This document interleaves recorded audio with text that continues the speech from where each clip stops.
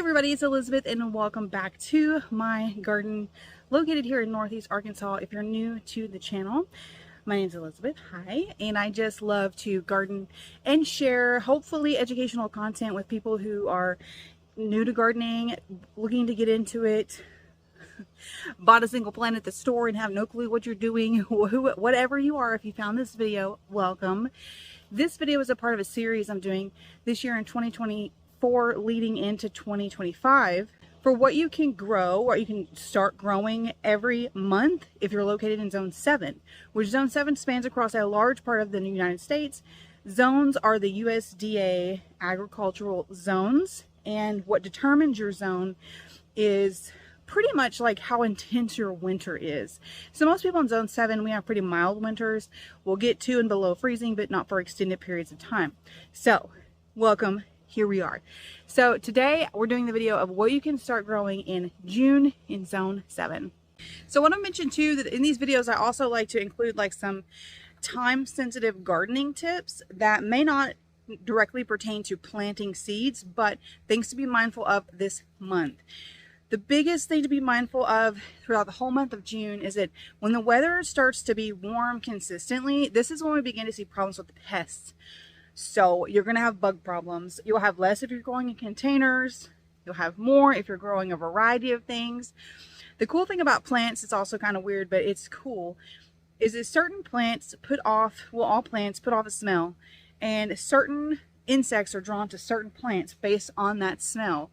And then also you have plants that when they are under stress, say it's like super freaking hot, or you have underwatered them and they're parched, those stress signals also put off a specific smell that draws in pests. So that's why typically when it starts to get warm outside, by chance that you are underwatering or just a heat wave came out of nowhere, your plant's going to get stressed out. It's going to put out that hormonal scent, and like all of a sudden you got aphids, you got beetles, you got Lord knows what. And so you want to keep an eye out for pests. You want to look for black spots that could be poo. You want to look for munched on leaves that could be from any kind of worm. Lord knows there's lots of garden worms out there. They are not our friends. They are not our friends. So not going to go really deep into the garden pests, but just want to mention that in June you want to do one of two things both if you're really on your game, and that is that you want to keep an eye out for the pest damage, but it would really be a big favor to yourself to do preventative insect repellent. So numerous ways you can do that. One, you can plant companion plants in your garden spaces. There are certain herbs that insects hate the smell of, so this will help deter those insects. It's not 100% tried and true, but it's a good organic way to prevent some insects or some damage. And it also just looks beautiful growing things kind of interspaced, like marigolds with your tomatoes, etc. You can find that easily by Googling companion planting for pests, or even just companion planting, and you'll likely find a couple of websites down a guide that lists all the different companion plants and herbs for all the different summer vegetables. Another thing is to spray a preventative organic insecticide. So there's lots of insecticides out there, but most of them are chemical laden, and you don't want those taken up in your vegetables because then they will literally be in your food. So look for the organic ones. They do exist. They're probably more expensive. And decide based on the back of that container, do you want to spray weekly or bi-weekly or every 10 days, whatever it recommends. And if you do it as a preventative and you get started in June, you're going to be way better off than come mid to late June, late July. You've got bugs everywhere. You're trying to pick them off and you're trying to do, it's just going to get to be a really stressful procedure than if you do your best to head that off in the beginning. So if you are growing brassicas, now is the time to cover them. So brassicas would be cabbages and broccoli. They prefer to be grown in the spring, but say you started them in the spring and they're still growing. Maybe they're getting big, maybe they're almost ready to harvest. Insects love those because of the way they smell. So you definitely want to cover those with nets, because those crops in particular are actually super susceptible to pest damage. There's almost nothing you can do to prevent them from being damaged, eaten alive by insects, and you don't want to go through all this work and time to grow a beautiful head of cabbage or a beautiful head of broccoli. Get it in the house, rinse it off, start cutting it up, and just be covered in worms and insects on the inside. It is disgusting. It happens. It's no fun. So if you can, cover them. If you don't know what that is, you can Google, you can look on Amazon. It's insect netting. I'm pretty sure I have the one that I most recently bought saved on my Amazon storefront store. I have a list on there for gardening supplies. Everything that's on there is stuff I currently am using and things that I love and recommend. Okay, so the things that you could be direct sowing right now in June, you can still be direct sowing sunflowers, zinnias, nasturtiums, marigolds, borage, basil, and other warm weather flowers. You can also still be direct sowing southern peas. You can still be doing, like, if you're doing succession planting, where you're planting a few plants, waiting a week, and a few plants and waiting a week, so that your harvest is staggered. You can still be doing that with like beans, summer squash, cucumbers, etc. All those things can still be going in. At this point, depending on how long your growing season is, it might be too late to be starting tomatoes and peppers by seeds. But definitely, if there's something you wanted to start by seeds, maybe you missed them or you forgot or something happened, then just go to the store and get you some plants. Even if you just get the little tiny ones, then at least that's a better jump, because like those small plants, like this one I have right here is one I started by seed. See, this guy, he's not big. He's not big, but he's 8 or 9 weeks old. Okay. So he is, that's how long that takes. So if you miss something that you want to get in the ground, just go buy it at the store. Who cares? It's still going to be great. This time of year, if you've got some herbs growing and they're growing nice and bushy and they start to flower, this is when you want to pinch the flower. So I find that really hard to do, because I actually love the flower on most of the herbs that I grow. And I grow so many perennial herbs in the landscape because I do edible landscaping in all my flower beds. And so a lot of my herbs here, not only do I grow for medicinal purposes, but I grow because they're beautiful. So if you're doing that, okay, then disregard this next piece of advice. But if you're growing herbs to harvest and dry the herbs, or just to harvest for fresh eating and cooking in, say, like your little culinary kitchen garden, then you want to pinch the flowers, because when herbs start to flower, it begins to change the taste of the leaves. And some varieties of herbs can get bitter after that. Some don't get bitter, they just change. So if you're growing, like, say, a regular basil, because you want that basil taste and you want to harvest it and you want to make pesto and you want to do all these different things, do not let that basil flower. And when it starts to flower, pinch it off. What it'll do is it'll shoot up new leaves and the plant will get bushier. So the more you just keep cutting off or pinching off the flowers of your herbs, the plant will get bigger and greener and bushier and will give you more of what it is you're wanting to harvest, more than likely, which will be the leaves. Okay, one tip I want to mention, because this is something that I don't hear other people mention very much, and that is that, say that your plants are really like filling in, where when you walk through your garden, you might be kind of rubbing up against like bushes, tomato plants, or whatever, especially if you're doing in-ground garden, and you're walking through and you might bump into the plants. If your plants are wet, so say you just watered them or it just rained and you walk through your garden, you dramatically increase the odds of spreading diseases from plant to plant, because the plants are wet, you're touching them, and then you're touching other plants. So they say a good rule of thumb is don't walk through your garden when it's wet. And if you're watering your garden in the evenings, like most people recommend to do, you don't want to water in the morning. You don't want to water midday with the sun shining, like beating down on plants. So when you water in the evening, you want to water and kind of back yourself out of your garden and just try not to bump into wet plants. Now, if you're in-ground garden like mine back here is a baby garden that's just starting and stuff's not even near touching each other, you don't have to worry about that. And in our in-ground garden, we actually space things 5 to 6 feet apart so that we can till the walkway, keep it clean, get down there with wheelbarrows and all sorts of stuff. So because of that, none of our plants ever touch. So that's great, except for when we grow squash. They tend to get way bigger than we anticipate. So we could, rub things between them. Okay, so another thing to really be mindful of is this time of year, say say you did everything on your timeline just perfectly. You followed the other videos in this series. Yay, thank you. And you have started seeds indoors and you potted them up and then you transplanted them and you hardened them off and then you transplanted them and you did all those things like you're supposed to. And say now, come June, your plants have been in the ground for 4+ weeks. You've probably, if you've been worried about your plants or babying them, you've probably been watering them every day, every other day, maybe 3-4 days a week, whatever your schedule has been based on whatever rainfall you guys get. But this is the time before you get to the real summer heat when the professionals say you want to back off on your watering. Because what happens is when you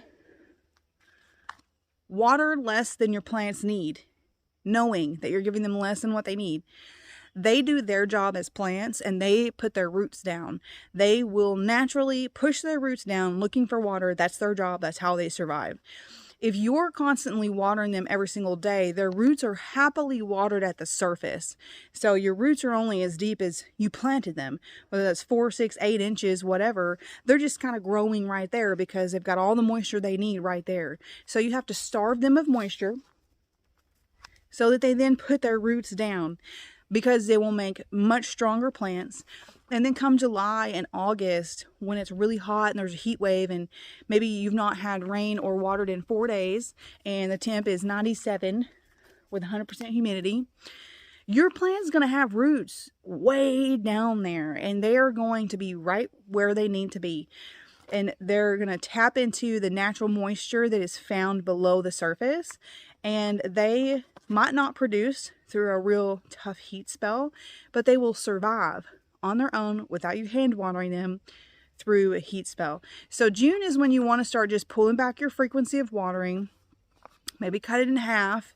They say you should only do it once a week. That sounds crazy to me. So if you're getting rainfall once a week, if it's, a decent shower, don't water at all.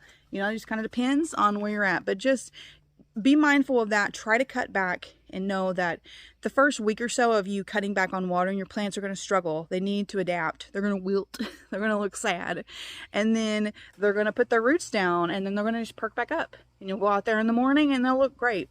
Another note for coming into the warmer weather is that if you look at your plants midday, sun is high, or right before sunset and your plants are wilted down, do not panic. That is normal if it's really hot outside. And that's what they're doing. They turn their leaves in on itself to protect the plant from the sun. But if you go out in the morning and your plants are wilted, they are starved of water. Because what should happen with a healthy plant is it may or may not, but if it does wilt down in midday or by the evening because it's hot, throughout the night, one, there's going to be dew. They're going to have the relief of the sun on them. They're going to have their roots down. They're going to be pushing their roots further down because they're thirsty. They'll might be having morning dew. So by morning, they should be all opened up and looking beautiful like normal to do it all over again. And then as they wilt down, they just continue to push their roots down and get stronger and stronger. But if they've not recovered themselves by in the morning, you need to assist them. You need to deep water that one plant in that one spot to make sure you can give that plant a better chance at surviving.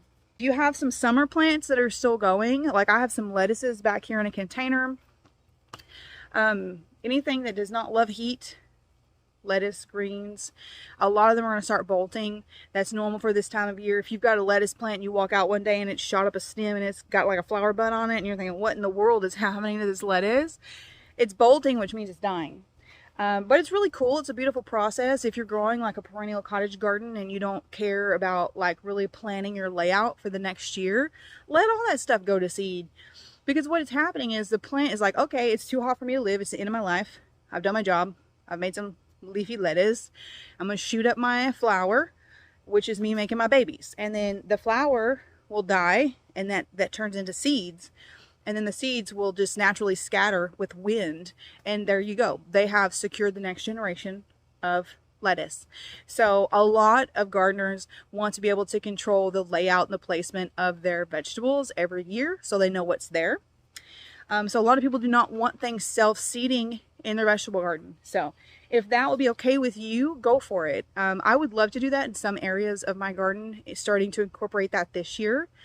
But the thing is, you just have to be mindful, like the next spring when something random starts to come up, you have to be on it enough to be like, is that a weed or is that a lettuce? Like, you know what I mean? And you really need to be gardening, I feel like, for a few years to be able to tell the difference between a 3-inch tall broccoli seedling and like iceberg lettuce.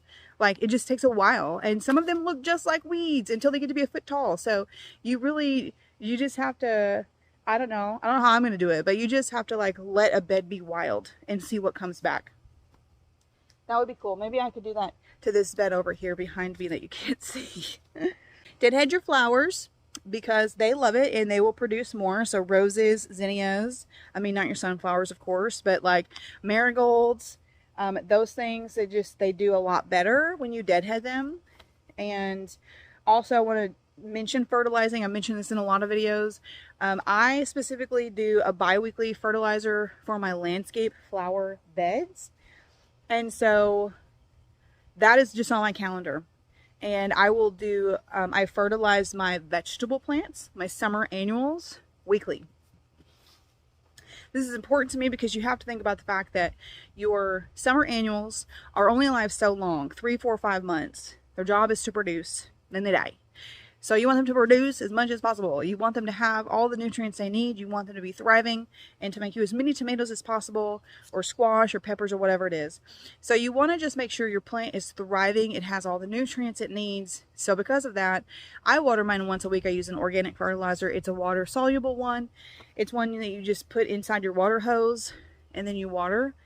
I'm actually fixing to do that here in just a minute. So that'll be great. And this week, so every 2 weeks, it falls on the same day where I need to fertilize vegetable garden and landscape flowers. So that's great. I just go through and I literally just water everything with that. It takes me about an hour, but then I know everything is good and everything is covered. So that is fabulous.